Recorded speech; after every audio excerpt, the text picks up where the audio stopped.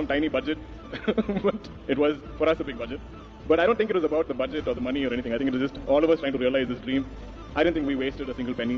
Whatever we spent is on screen, and for that, all due credit to this wonderful team of us. இதுதான் guys, மலையாளத்துலயும் தமிழ்லயும் இந்த மாதிரி ஒரு பட்ஜெட்டை வச்சுட்டு இப்படி ஒரு படத்தை எடுத்தான். அவன் இங்க கங்குவான ஒருத்தர் எடுத்தான் பாருங்க. ஆக்சுவலி அவங்க very big Suriya fan, but இருந்தாலும் சொல்லிதான் ஆகணும்.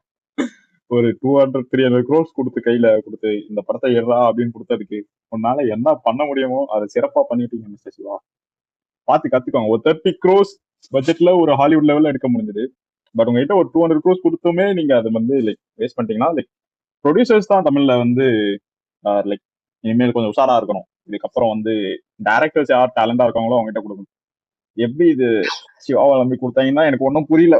அதுவும் 200 கோடி பட்ஜெட்டை நான் எடுத்து வச்சிருக்கேன். இந்த மாதிரி ஒரு டேரக்டர் கிட்ட கொடுத்துருந்தேன், என்னத்துக்கு எங்கேயோ போயிட்டு இருக்கான்னு நினைக்கிறேன் அந்த பட்ஜெட்டுக்கு. எனக்கு தெரிஞ்சு அந்த பட்ஜெட்ல ஒரு மார்வல் படத்தை எடுத்து